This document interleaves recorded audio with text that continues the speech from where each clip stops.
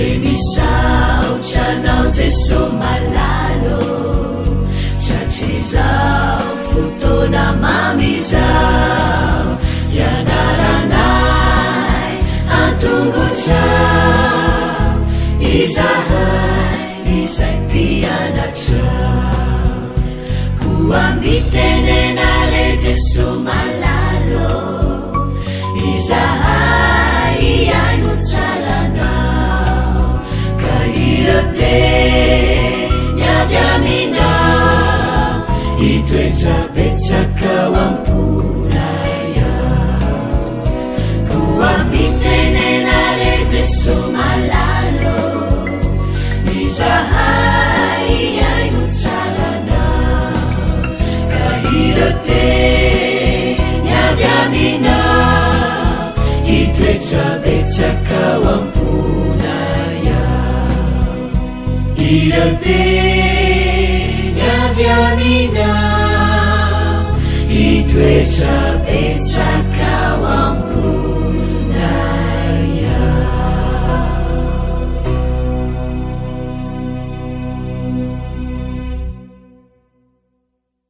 Faly miarabantsika tsirairay avin-drehetra tsy tia alakamisy fa 7 volana jolay tia tonga amilesina ho an'ny tanora zokiny sika nefa mialohan'izany dia vavaka sika. Ry tompo Andriamanitray, ianao ilay naharenay, ianao ilay be fitiavana ary ianao ilay mitsiny izay rehetra mahasoanay hatrany. Aminao no hitodianay ankehitriny ary mangataka aminao mba mila mifahadisoanay sy ny helokay rehetra. Mangataka aminao koa hanatrika manoloana anay, hiteny aminay, hanamboatra anay. Aminaran'i Jesosy, amen. Lohateny lesona antsika androany dia manao ilay fanomezana tsara indrindra. Ilay fanomezana tsara indrindra. Manao antso faran'izay mampangorakoraka ny fitiavan'Andriamanitra. Mitaona antsika neo fitiavana toy izay nitiavan'i Kristy antsika, izay maneho ao aminy fiainany ny fitiavana feno fandavatena hanasoa ny hafa. Izany no manana ny tena fitiavan'Andriamanitra. Tsy azo ny tena kristianina atao ny mamela ny rahalahiny tonatonana ao amin'ny lalana feno loza ka tsy hampandre azy. Tsy afaka hiataka mpanota milentika lalina amin'ny fahotana sy ny fahamoizam-po izy ary tsy maintsy vonjeny izay efa ho lavy ao amin'ny tany fiadian'i Satana.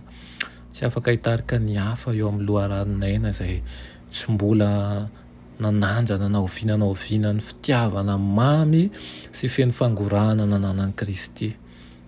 Fitiavan'ny mpamonjy no misy hery afaka hanerin'ny olona ampisehon'ny tompo ao amin'ny fomba firesany, ao amin'ny fiarahany miory amin'izay mitomany ary ao amin'ny finiavany hanao soa amin'ny manodidina azy. Tsy maintsy mahafantatra ny fitiavan'i Kristy ny mpanompon'Andriamanitra maniry ahita fahombiazana eo amin'ny asany. Ny fomba hitsapana ny lanja ny talentany any an-danitra dia ny fahazahoany mity tahaka ny tiavan'i Kristy azy.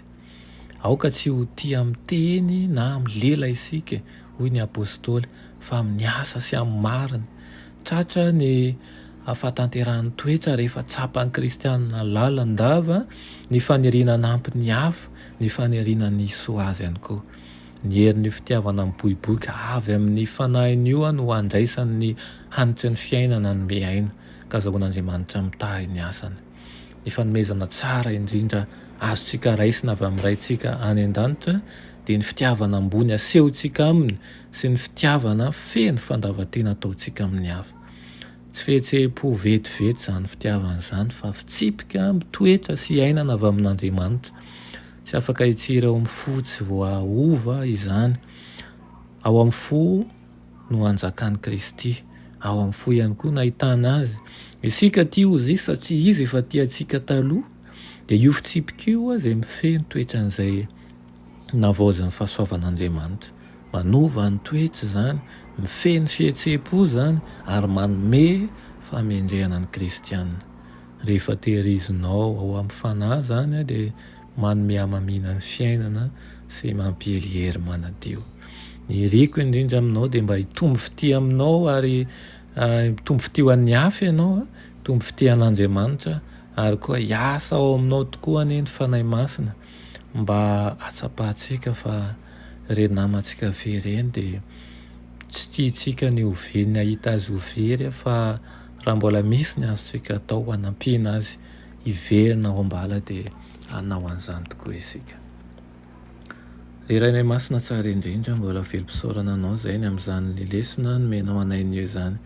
Mangataka aminao izay mba hampianatra anay ny fitiavanao ary ampitoetra izany ho fomba fiainana isanandro tsy amin'ny fangatahana valim-bavaka ihany, tsy amin'ny fiandrasana valim-bavaka avy aminao ihany, fa mba ahafantaranay mandrakariva satria ianao efa tianay taloha dia tianay ihany koa ireo manodidina anay rehetra.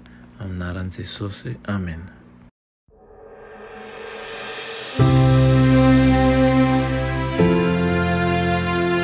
Mianatra eo an-tongotry Jesosy isanandro.